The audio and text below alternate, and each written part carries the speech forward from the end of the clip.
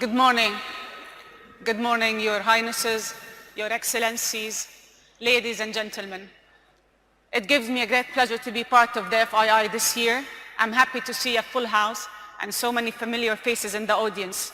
So we've got 40 minutes to discuss Pakistani's economy and to discuss the emerging opportunities that might provide. So good morning and thank you for making the time. Your Excellency, you've assumed office as Prime Minister in August 2018 with a mission to achieve Naya Pakistan, new Pakistan. Tell us more about it. Well, thank you. First of all, let me say what a pleasure it is to be here. Opportunity to talk about Pakistan, investment opportunities. But Naya Pakistan is actually the Pakistan it was meant to be. Pakistan was the only state, well, one of the two states made in the name of an ideology which was Islam. So when we talk about Naya Pakistan, it is going back to the vision of the founding fathers of Pakistan. And what the founding fathers of Pakistan envisaged was a state based on the principles of the first Islamic state of Medina. And those principles were justice, meritocracy, a welfare state where the state took responsibility for the weaker section of the society, and above all, state to educate its people.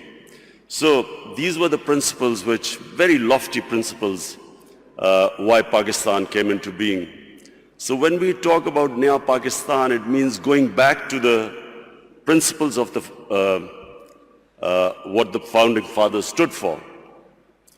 And hence, the struggle to educate our people, develop our human resources, strengthen our institutions, especially of justice.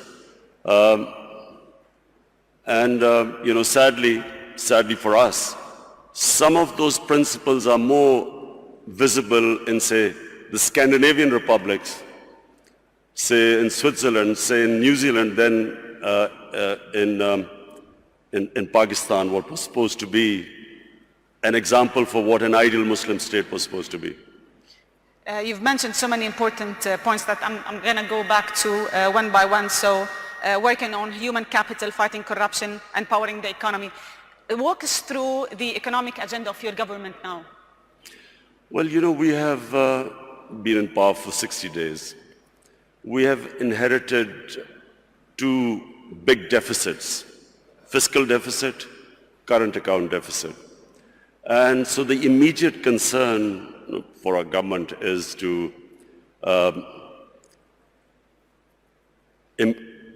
increase our exports. We need to increase our exports because we have shortage of foreign reserves because of our current account deficit. We need to get more remittances through the banking channels because there are about 8 to 9 million Pakistanis who work abroad, who are living abroad. So we need to bolster our foreign exchange reserves, immediate improvement in exports, giving incentives to the exporters, getting Pakistanis to send remittances through the banking channels, because then we would have enough dollars. At the same time, clamping down on money laundering. It's a problem in most of the developing world where the money leaves the country through illegal channels. And then create the opportunities for investment. So these are the immediate measures we have been taking in these 2 months. Obviously, to get through this difficult period, we're looking for loans. And that's actually my next question, because with such an ambitious agenda, you require resources. How does your government plan to overcome the existing financing gap? Are we talking about loans, IMF program? What are the options you have on the table? Well, whatever reforms we do today, the impact will be in maybe 3 months, 6 months, a year's time. So right now we need to have loans to go through this difficult period of repaying or servicing our debts for our imports. So we are talking to both IMF and also we are talking to friendly governments that we could have go through this difficult period to get loans. So you might be applying for another IMF program? Yes, we're talking to the IMF.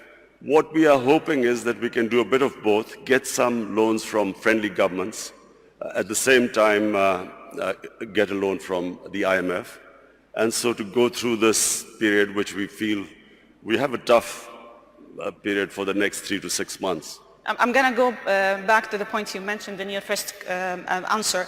So during your victory speech, your main point was fighting corruption in Pakistan and powering the economy.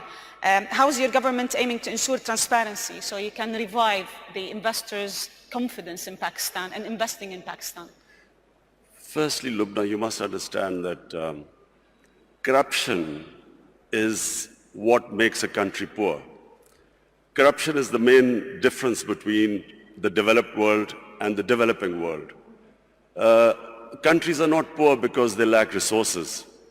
For instance, Congo has so many resources. It's one of the most resource-rich area in the world, as opposed to Switzerland, which comparatively hardly has any resources. The difference is that what corruption does is, it does two things. One, it destroys state institutions. When the ruling elite is corrupt, it can only make money by destroying all those institutions that are check and balance in the way of corruption. And secondly, corruption diverts money from human development to mega projects which give mega kickbacks, which leave a country indebted. So Switzerland is one of the most prosperous countries in the world because it has very good governance. It has strong state institutions and it uses the money to develop its human resources. So in Pakistan, the challenge is how do we strengthen our institutions enough to make it impossible for people to be corrupt, or corruption at a level which is manageable. And secondly, divert the resources to develop our human resources. This is the challenge of Pakistan. So what we've been trying to do since we've been 60 days in power is to strengthen the state institutions, develop meritocracy. The reasons why state institutions get destroyed is because cronies have been put in key positions who then, once there is no meritocracy in a state institution and there's no rule of law, the state institutions do not prevent anyone from stealing money from the country. So this has been the main agenda of our party. And then secondly, to prioritize institutions that will help the exporters. So hence we have made all the laws at the moment to help our exporters. Unemployment also is a main concern for you. You've been very concerned about youth unemployment, training youth to be able to find jobs and creating jobs. Tell us more about the agenda in that particular field. Pakistan has 100 million people below the age of 35. Yes. Now, in one way, that's a huge opportunity. But secondly, it is a big pressure on the government to find employment for this young population. We have embarked on a very ambitious program. Pakistan has 10 million shortage of houses. So we have embarked on this program that in the first 5 years, we will build 5 million houses. And so hence creating all the conditions, removing all the red tape that comes into the housing sector. Also, of course, trying to attract foreign investment for this housing. At the same time, apart from the housing, what we are trying to do is create the enabling environment for investment. One of Pakistan's strengths are the overseas Pakistanis. We have, as I said before, 8 to 9 million Pakistanis working abroad. We have, if we create the enabling environment, we will then be able to attract their investment. If you see the growth of China and India, one of the biggest, the first people who invested were the overseas Indians and overseas Chinese who came back. So we have this big resource lying outside Pakistan.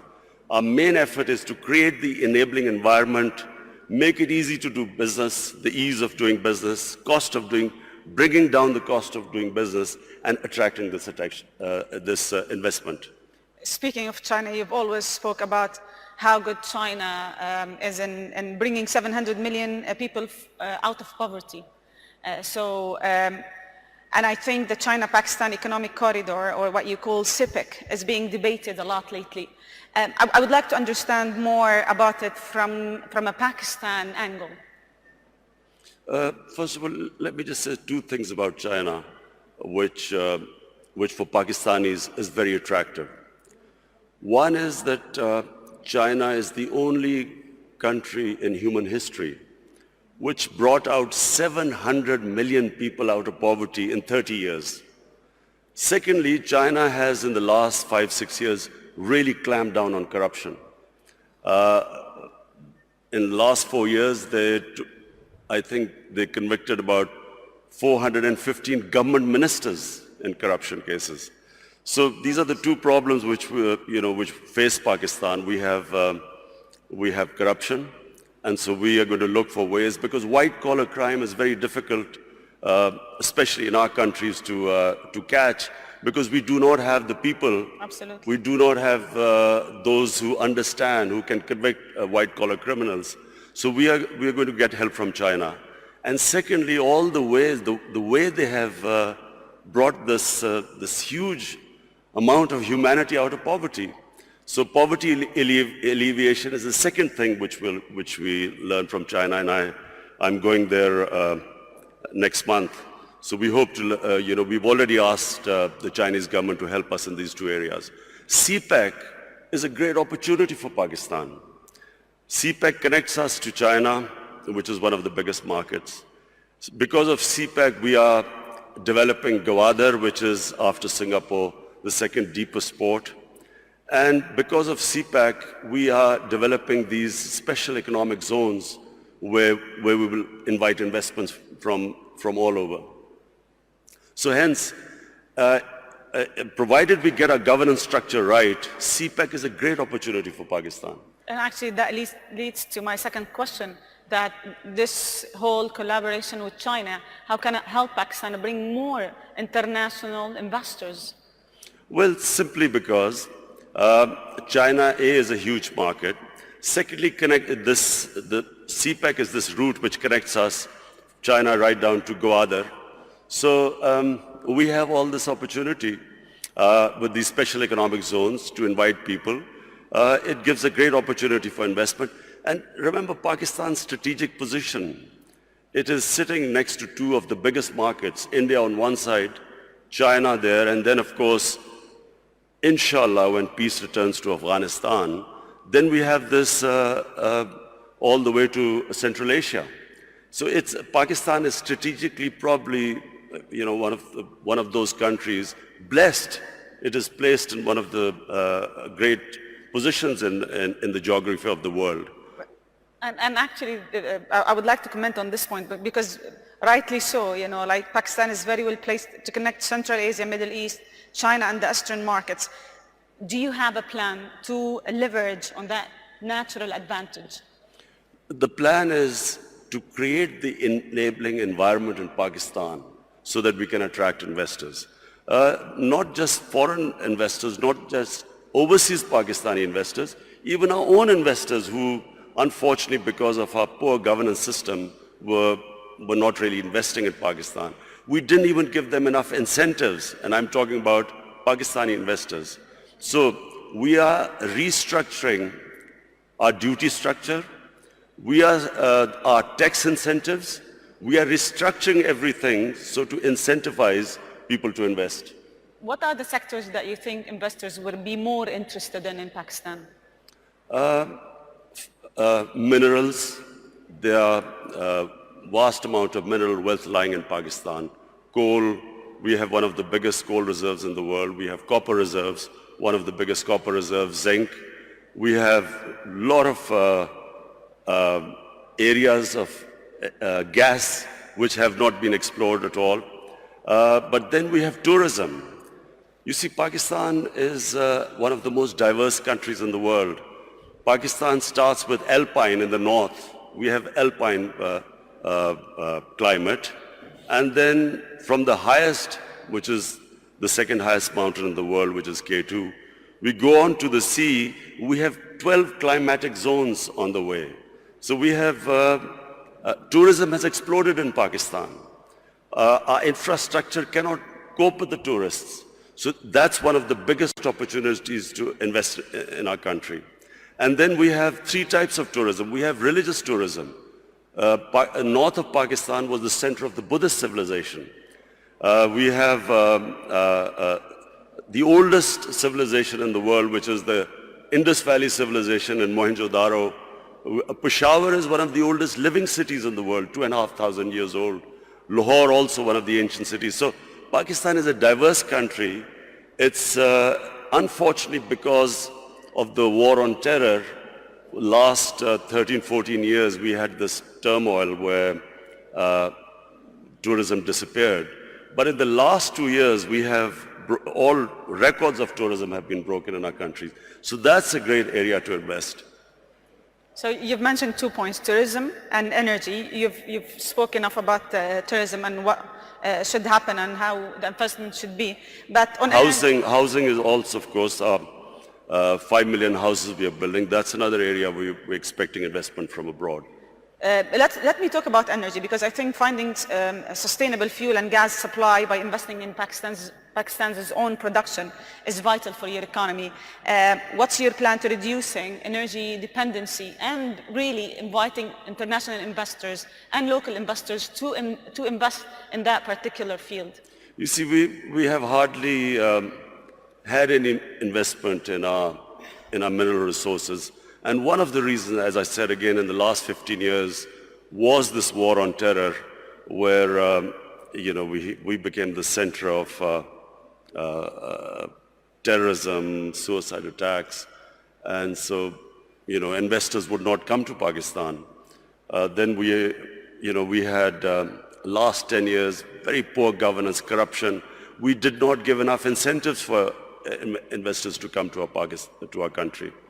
Now, thanks to our security forces, our intelligence agencies, Pakistan has controlled terrorism. It's within Pakistan now, we have really clamped down on terrorism. It's very secure.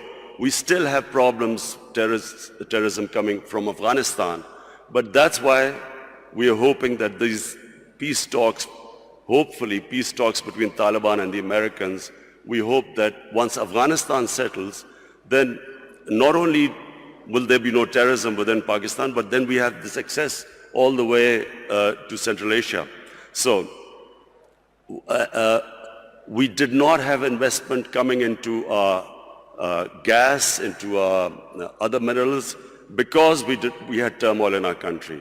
Now with peace and stability, we have people coming in.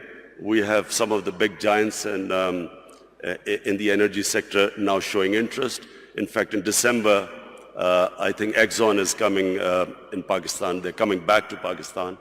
And also we want to give incentives for the people in the investors in the energy sector to come and invest in our country.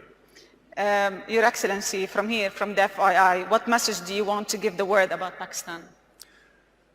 The message is that Pakistan is a country with great potential. In the 60s, Pakistan was growing faster than almost any country in Asia, and that's because we had the best governance system. We unfortunately lost our way. In the 80s, we ended up in what was the Afghan Jihad. We then had remnants of the Afghan Jihad throughout the 90s. 9/11, post 9/11, we suffered from terrorism. And then our governance system also, unfortunately, did not enable us to attract investment. Now, Pakistan, in my opinion, is ready. I repeat, the biggest resource in Pakistan are the 100 million Pakistanis below the age of 35. It's a huge potential in the country. We have a diverse, mineral-rich country, one of the most fertile lands in the Indus Valley Basin. So today, the country stands where it is probably right now is the best time for investors to come to our country. Thank you very much. I'm going to open the floor now for some questions. We've got around 10 minutes. So if you have any questions, please just mention your name and your institution. We've got some mics.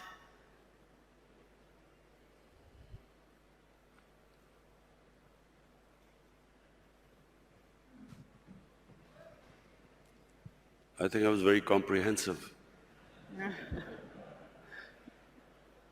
We've got so many questions. Can we just pass the mics, please?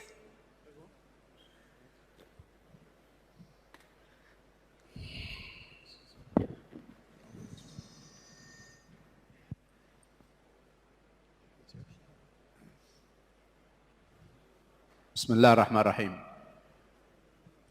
Your Excellency, welcome to Saudi Arabia. Okay, welcome.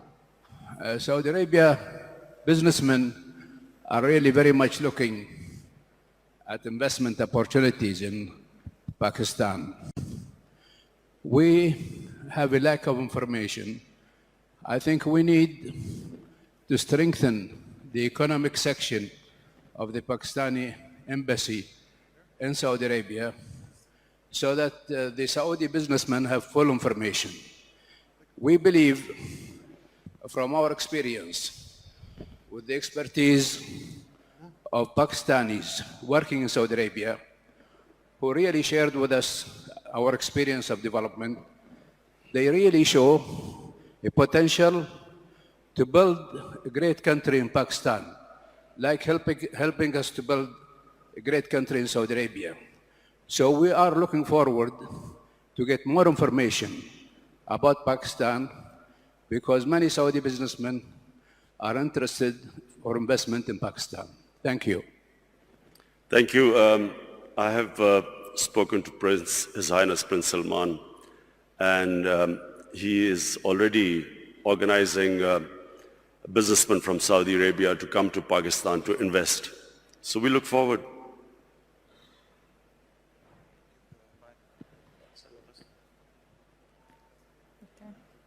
I'll take two more questions.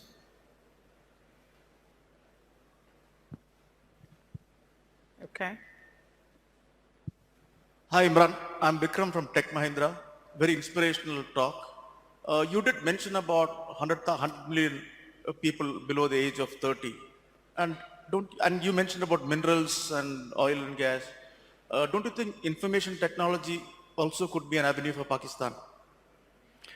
Yes, Vikram. Information technology could be one area where we could not only improve our exports, but also provide employment to our young people.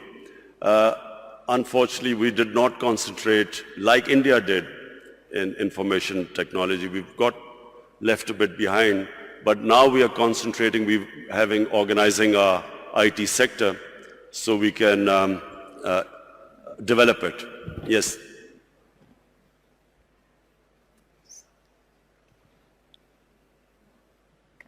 Assalamu alaikum, Khan Saab. My name is Kashif Khan. I'm a private equity and investor from the Middle East. My question to you is, a lot of investors have invested previously in the past into Pakistan economy. The biggest challenge they have is exiting out of those investments. How this government will facilitate the previous investors to exit, which will give more confidence to the future investors? Well, Kashif, I have my team here. Our chairman of board of investment is here, our finance minister, our commerce minister. The whole idea is in Pakistan right now is how to make it easier for people to invest, the ease of doing business. We are already working on it, trying to remove all impediments. In fact, we are now about to develop a one-window operation for investors, that anyone who wants to invest in Pakistan, he will just be able to contact one point where they can contact, and any problems they are having, we will remove. So we are now determined that the only way the country can go forward and we can provide employment to this young population is by helping the investors. And you will find things improving by the day. So we will have one more question before we wrap up. Heather Henyon from Mindshift Capital. Hello. Assalamu alaikum, Your Excellency. Welcome to Riyadh. Pakistan is one of the largest importers of oil, and Saudi being one of the largest exporters. So can you maybe shed light on the possibilities of potential cooperation in oil refineries or downstream opportunities in manufacturing in Pakistan? Well, we are already talking to Saudi investors for an oil refinery to be built in Pakistan. In fact, we need 2 oil refineries in Pakistan bearing the amount of demand. So yes, the answer is yes, we are talking to Saudi Arabia. We have already met Saudi investors who just came over to Pakistan. And there is cooperation, and there's going to be increasing cooperation between Saudi Arabia and Pakistan. So we have one more question. Okay. Sorry, over here. Heather Henyon from Mindshift Capital. Just to ask about the gender strategy for Pakistan. We know that women have played a very strong role in microfinance, in the business of Pakistan, and in the formal economy of Pakistan. Can you talk more about the role that you see for women going forward as entrepreneurs and their role in the business sector? Thank you. The most important thing at the moment for our government is to ensure that we raise a female literacy in our country. Unfortunately, in literacy we have got left behind in the subcontinent, but specifically female literacy. So you can only empower women really if you educate them. So in the 5 years when we were in power in Khyber Pakhtunkhwa, the province our government was in power, we decided that every 100 new colleges to be built in Khyber Pakhtunkhwa, 70 would be for women. Similarly, in primary, all primary education schools which we were going to open, out of 100, 70 would be for women. So that's number one. Secondly, we have this housing project which we've started. We are, at the bottom tier, we are doing microfinance for the poorest of the poor. This is affordable housing. And for the poorest of the poor, we are introducing microfinance. And there also we are involving women because we find that they are always in microfinance, they always pay back the loans much better than the ratio which men pay back. But apart from that, we're trying to do something which sadly hasn't happened in Pakistan. Women do not get their inheritance rights, which is mentioned in the Sharia. In Pakistan, in rural areas, women don't get their rights. So also financially empower them by ensuring that they get their inheritance rights. So we've got another question, please. Mr. President, this has been Hindi from Dubai, UAE. You have a great neighbor next to you, which is India, and they have great potentials to be a great partners with you.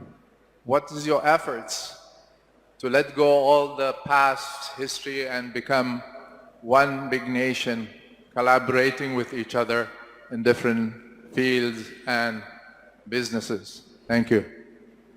Well, I'll answer my final question. Look, one thing Pakistan needs more than any other country right now is peace and stability. The last decade or more, specifically after 9/11, has been of the greatest turmoil to our country. A war which Pakistan had nothing to do with. Pakistan ended up losing almost 80,000 Pakistanis dead. Our tribal areas devastated by the war. Half of the population in the tribal areas internally displaced. Over $100 billion lost to the economy. And one of the reasons why we are at this stage where I'm talking about the two biggest deficits, fiscal and current account deficit, is because of this instability and the war, where investment just dried up in Pakistan. So what we need is stability. Now, stability means peace with all its neighbors. We have peace with India, we have peace with Iran, peace with China and Iran. Our problems are right now with Afghanistan and with India. Now, when I won the elections and came to power, the first thing I tried to do was to extend a hand of peace to India. Unfortunately, and I think it's because of the Indian election coming up, and because, sadly, anti-Pakistan rhetoric brings in votes, I'm afraid we got no response from India. In fact, got rebuffed by India. Now what we are hoping is that we'll wait till the elections, then again we will resume our peace talks with India. Peace with India is important not just for Pakistan, but for India as well. All the money that should be diverted to our human resources ends up being diverted to non-productive arms race. And secondly, peace with Afghanistan, peace in Afghanistan. It's critical for Pakistan because at the moment, the